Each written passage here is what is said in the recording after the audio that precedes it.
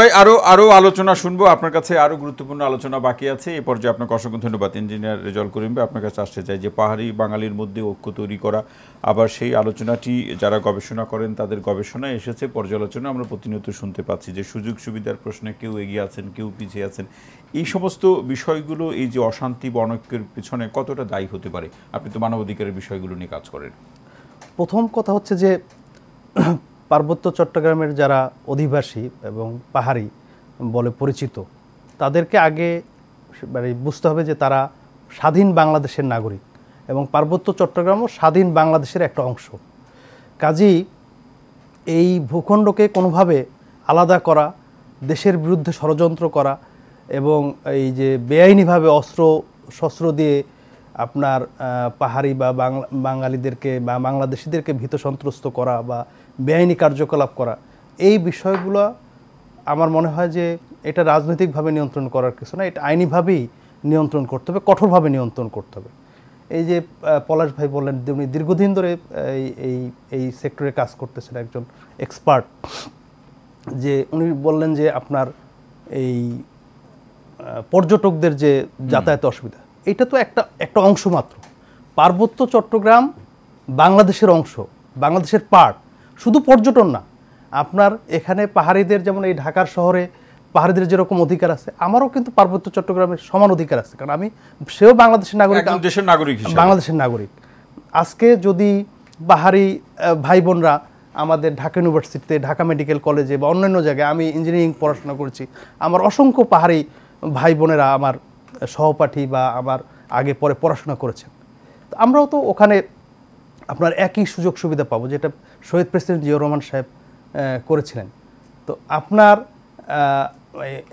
বাঙালিদেরকে বা বাংলাদেশিদেরকে ওখানে যেতে বাধাগ্রস্ত করা বা আমাদের এই যে যারা অফিসিয়াল রয়েছেন তাদেরকে নিরাপত্তা দিয়ে তাদেরকে চাকরি করতে হবে, এটা আসলে খুবই না। অদূত ভাই বলছিলেন যে সেখানকার বাস্তবতা, যদি সেনাবাহিনী অত্যন্ত নিষ্ঠার সাথে দায়িত্ব পালন না করে কি হতে পারে সেটি তিনি বলছিলেন।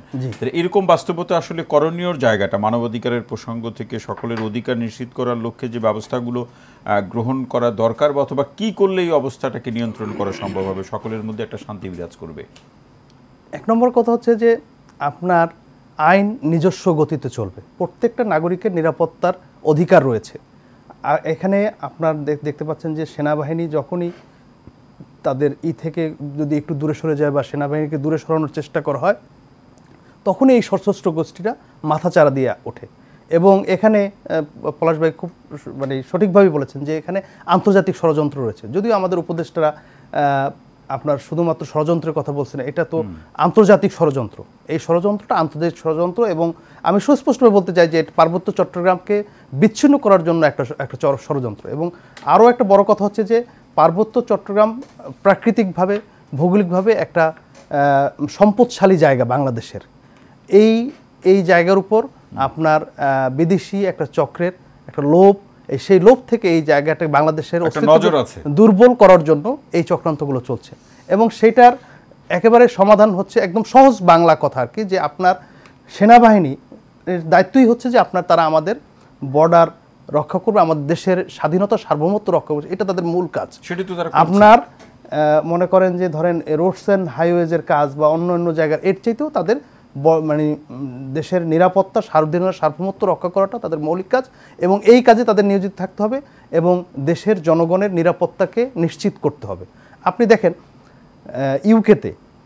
ইউকেতে আপনার 4টা দেশ নিয়ে United Kingdom, England, Wales, Northern Ireland এবং স্কটল্যান্ড। আপনি স্কটল্যান্ডে স্কটিশ ন্যাশনালিস্ট পার্টি, তারা সবসময় ওখানে ক্ষমতায় যায়, কিন্তু তার মানে এই না যে তারা ইউকের কনস্টিটিউশনকে, ইউকের আইন শৃঙ্খলাকে বৃদ্ধাঙ্গুলি দেখায়। আজকে নর্দার্ন আয়ারল্যান্ড এবং আয়ারল্যান্ড আপনার অনেক রক্তের বিনিময়ে স্বাধীন হয়েছে, কিন্তু আপনার এই স্বাধীনতার পর থেকে কিন্তু সেখানে আর কোনো রক্তপাত নেই। আমাদের ঘাটতিটা কোথায়? সেনাবাহিনী যে কাজ করছে কিংবা তারা সড়ক বা অন্যান্য উন্নয়ন কাজে যখন তারা অংশ নেয়, সেটাও কিন্তু জনস্বার্থেই তারা অংশ নেয়। এখন প্রশ্ন হলো যে ওই তাদের কার্যক্রম অথবা ব্যবস্থার জায়গা থেকে বা সামগ্রিকভাবে ব্যবস্থার জায়গা থেকে কি আমাদের কোনো ঘাটতি আছে?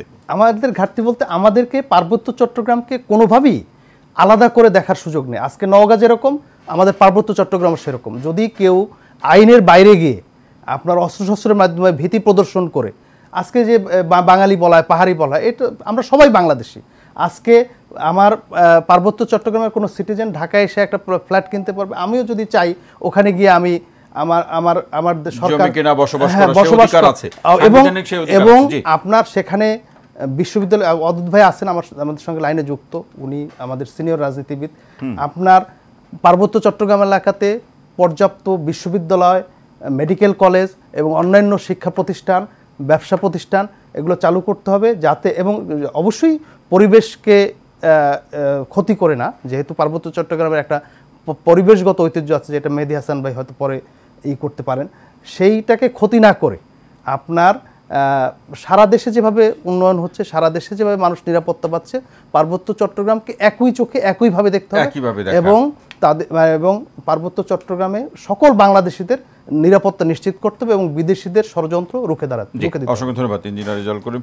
মেহেদী হাসান পলাশ ভাই, এই যে জায়গাটাতে রেজাউল করিম ভাই শেষ করলেন, যে আসলে দৃষ্টিভঙ্গি, সেখানে যারা বসবাস করছেন তারা কিভাবে ওখানে দেখছেন, তারা সাংবিধানিকভাবে যদি আমরা চিন্তা করি, যে দেশের মধ্যে যে কোনো জায়গাতে বসবাসের অধিকার, মতামত প্রকাশের অধিকার, সেগুলো তো সাংবিধানিক অধিকার।